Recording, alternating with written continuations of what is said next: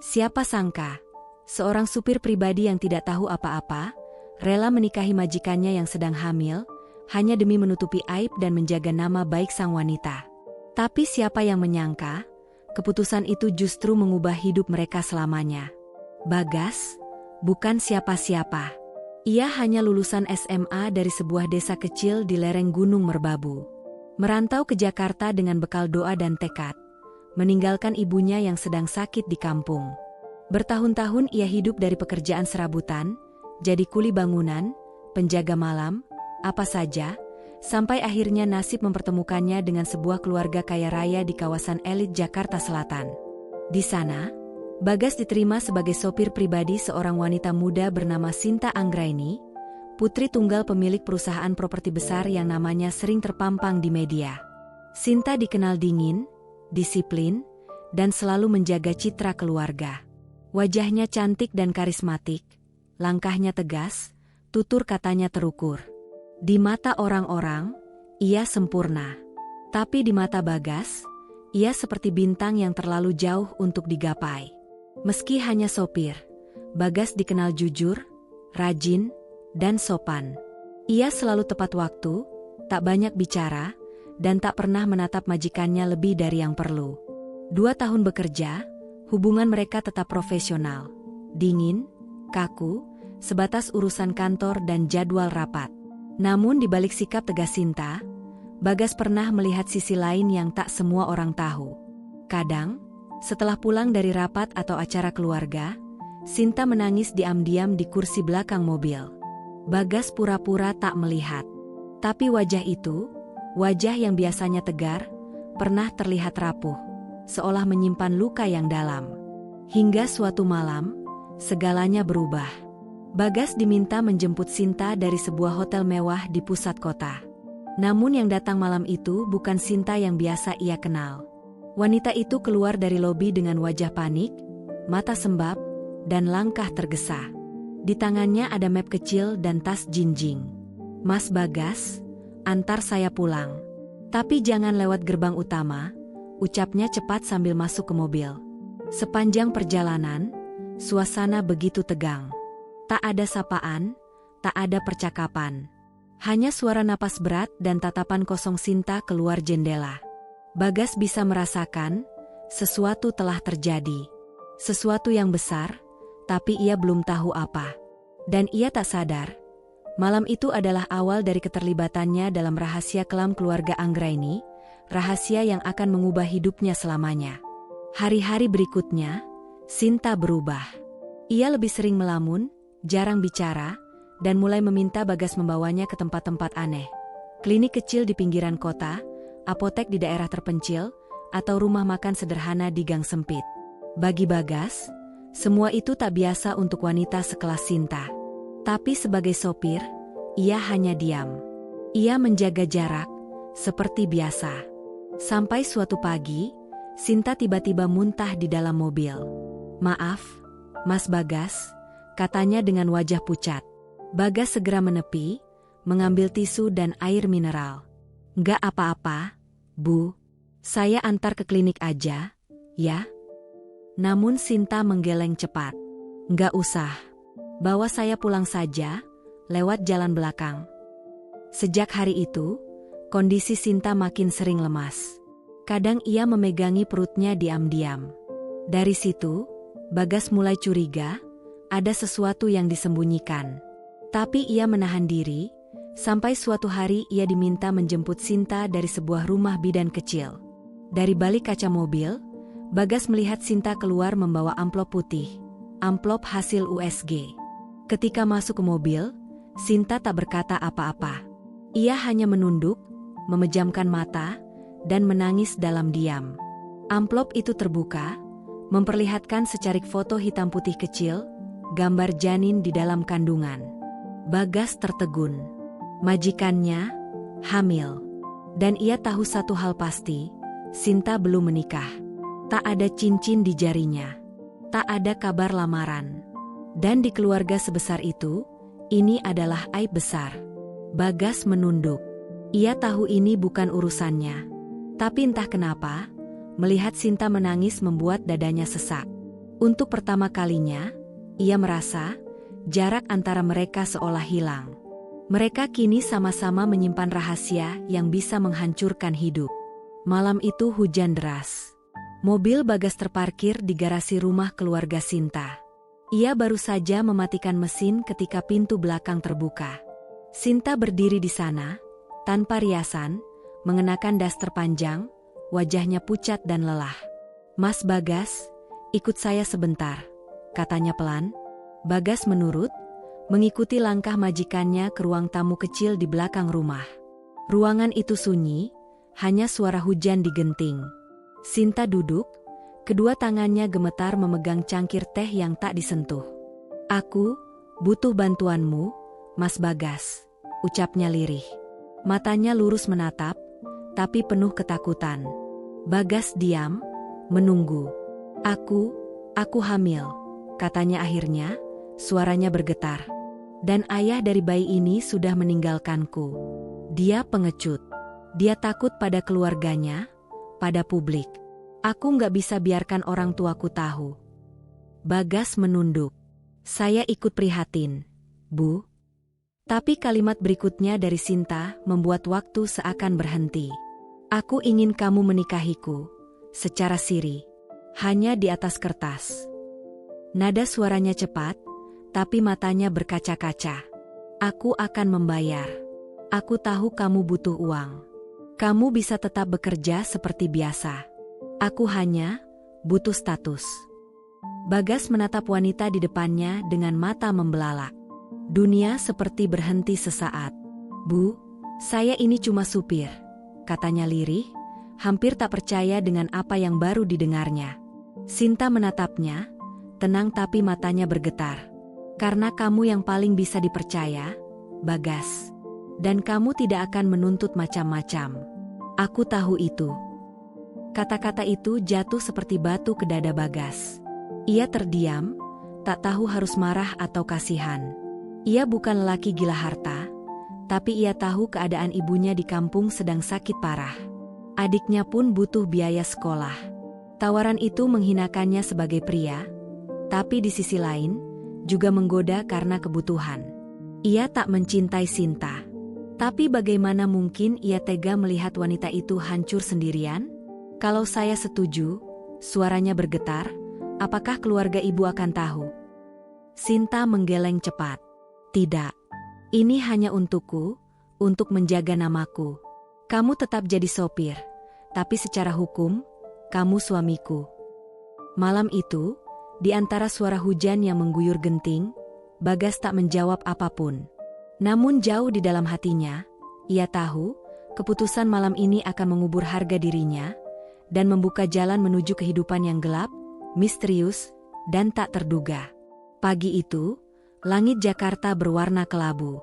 Di sebuah rumah ustaz sederhana di pinggiran kota, berlangsung pernikahan yang bahkan tak pantas disebut sebagai pesta.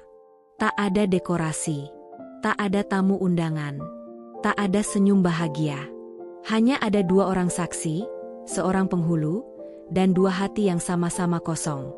Bagas mengenakan kemeja putih lusuh dan celana hitam pinjaman. Sinta memakai gamis krem sederhana, wajahnya tanpa riasan, menunduk sepanjang prosesi. Dengan suara pelan namun tegas, penghulu mengucapkan ijab kabul.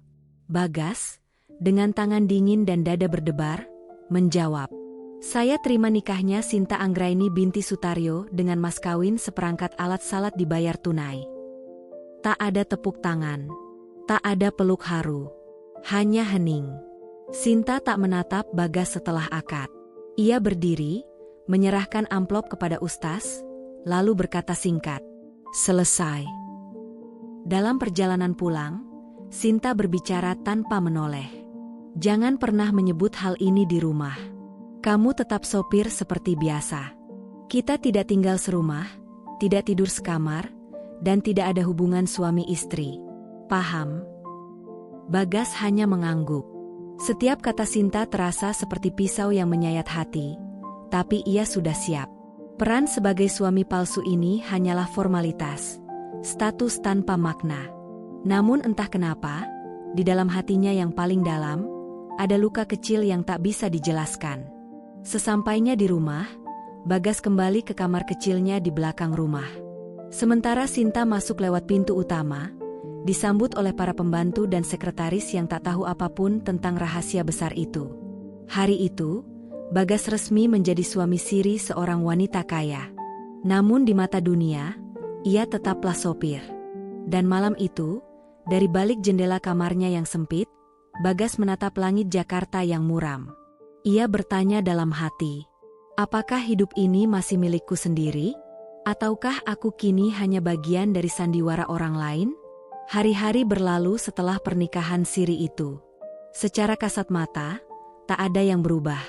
Bagas tetap duduk di balik kemudi, mengantar Sinta ke kantor, ke rapat, ke pertemuan keluarga. Sinta pun tetap bersikap seperti biasanya. Dingin, formal, seolah tak pernah terjadi apapun. Namun di balik rutinitas itu, ada yang perlahan bergeser. Sinta kini lebih sering diam. Wajahnya murung, tubuhnya mulai lemah, dan kadang, di tengah perjalanan, ia tiba-tiba meminta berhenti hanya untuk menangis pelan sambil menatap keluar jendela. Bagas tak pernah bertanya.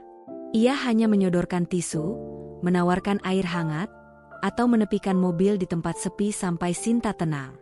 Ia tak tahu kenapa, tapi rasa peduli itu tumbuh diam-diam di dalam dadanya, seperti benih kecil yang disiram oleh empati. Suatu malam, pintu kamar kecil Bagas diketuk pelan. Ia membuka, dan mendapati Sinta berdiri di sana, pucat, tubuhnya gemetar. "Mas Bagas, aku mual parah. Bisa tolong belikan sesuatu? Aku nggak bisa keluar kamar.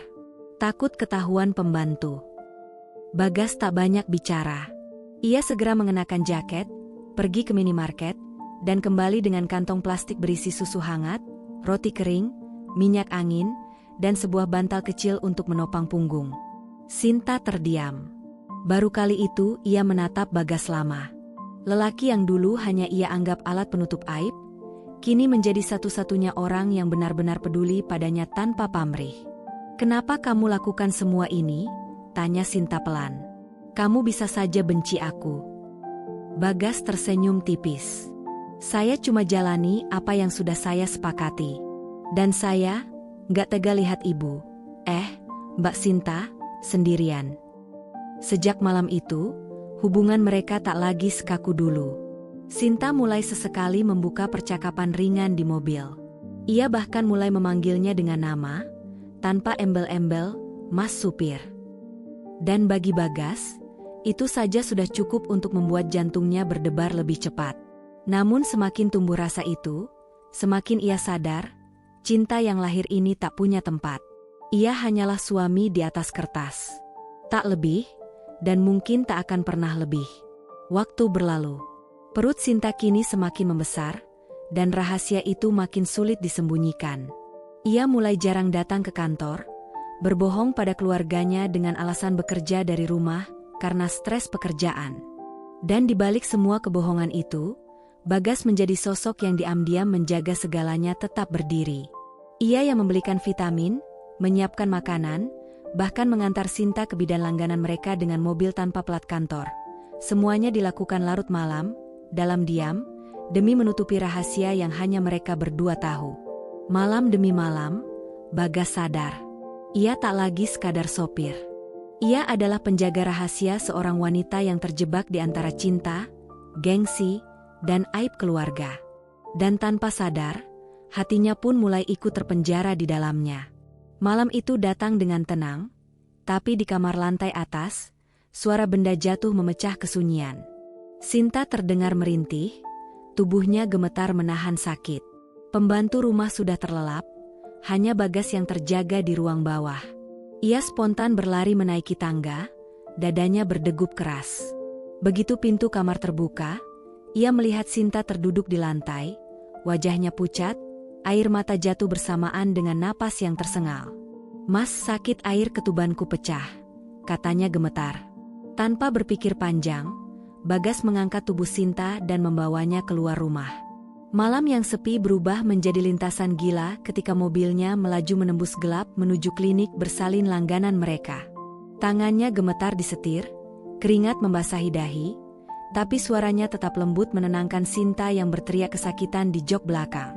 Beberapa jam kemudian, ketika fajar menyingsing di ufuk timur, suara tangis bayi memecah keheningan.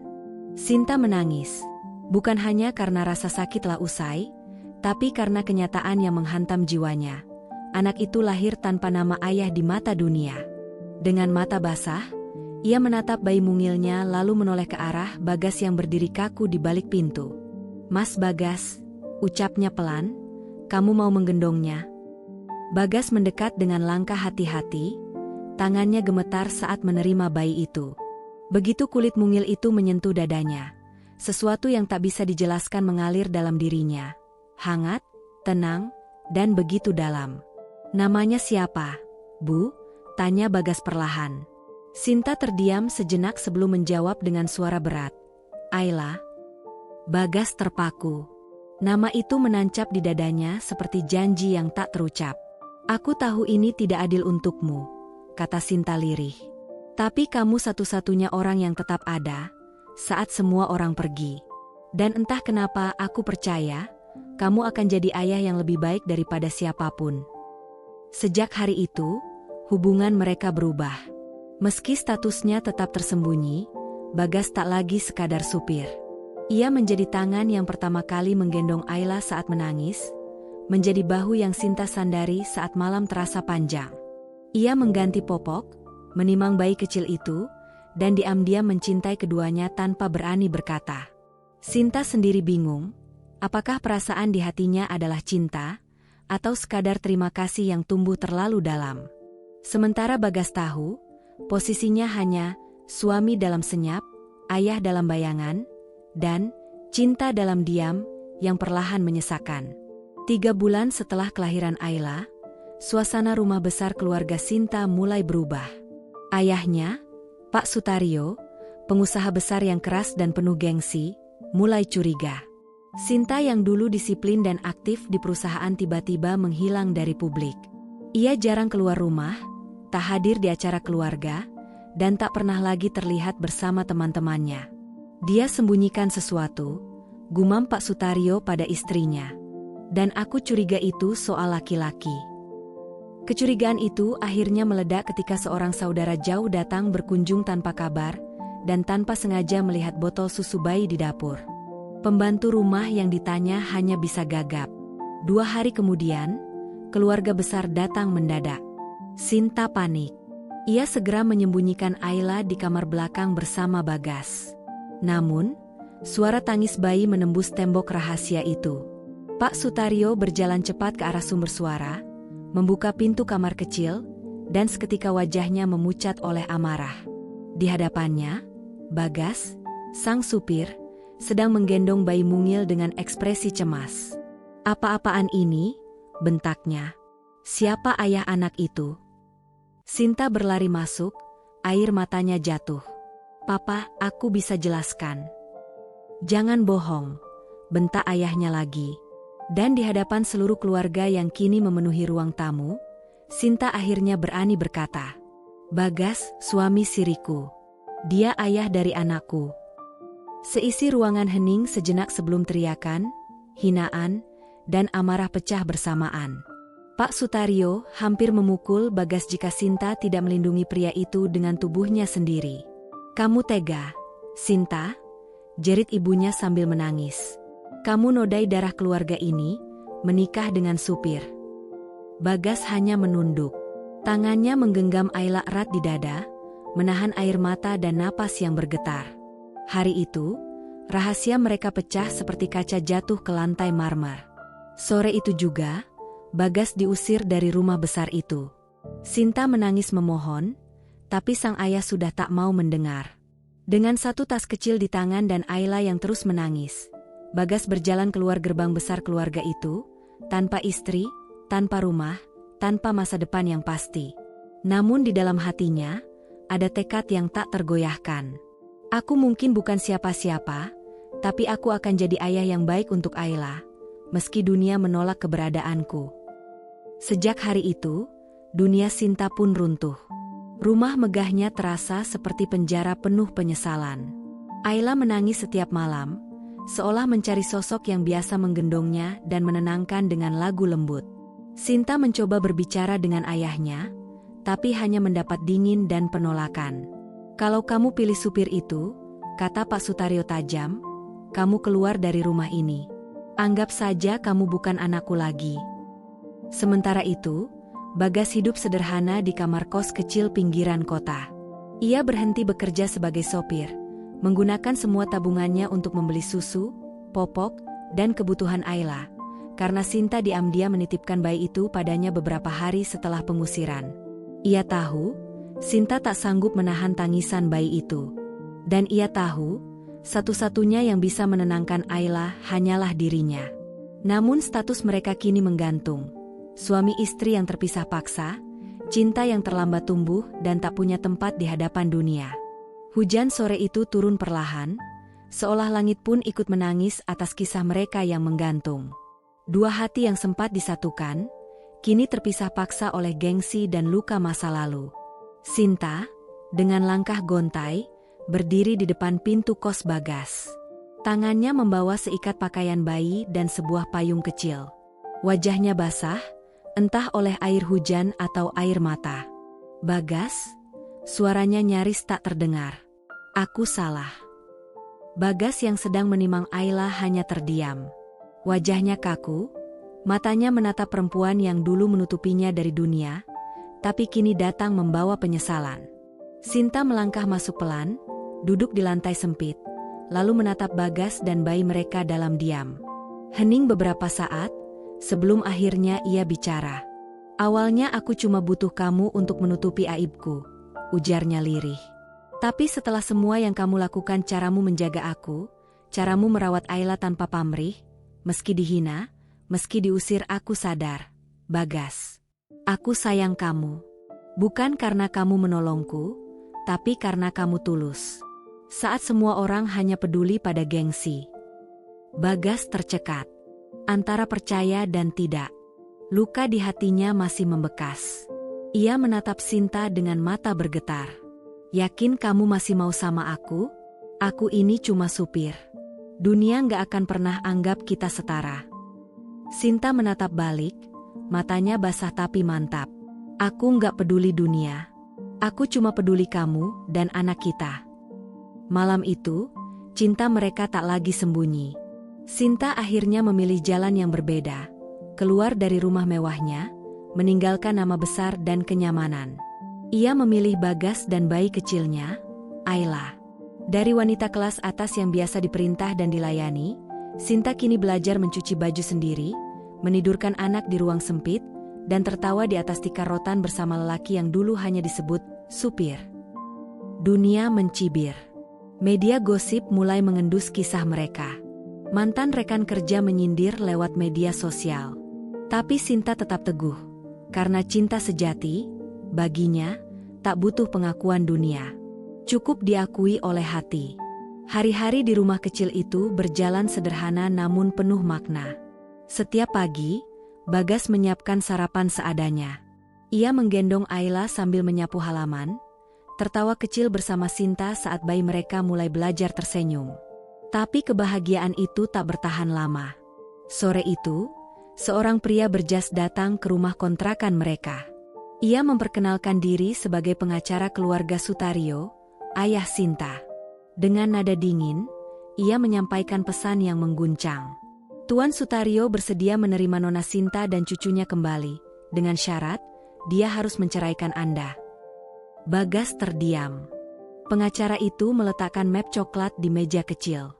Di dalamnya, surat perjanjian, sertifikat rumah, mobil, dan uang tunai dalam jumlah besar. Semuanya, asal Bagas pergi dari kehidupan Sinta dan Ayla.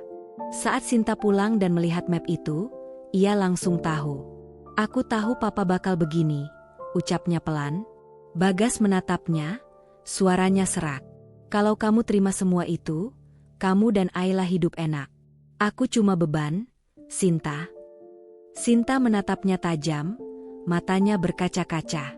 "Kamu bukan beban, Bagas. Kamu rumahku. Hidup enak tanpa kamu, bukan hidup." Namun malam itu, Bagas tak bisa tidur. Ia memandangi wajah kecil Ayla yang tertidur di pelukannya.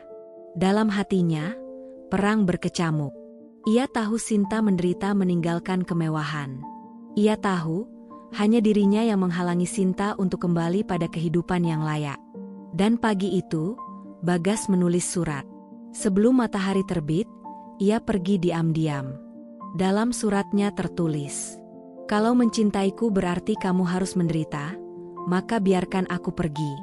Aku bukan laki-laki hebat, tapi cukup waras untuk tahu kapan harus mundur, agar orang yang kucintai bisa bahagia." 3 hari Bagas menghilang. Sinta mencarinya kemana-mana. Dan di hari keempat, ia menemukannya di pelataran masjid tempat mereka dulu menikah. Bagas duduk sendirian, wajahnya lusuh tapi damai.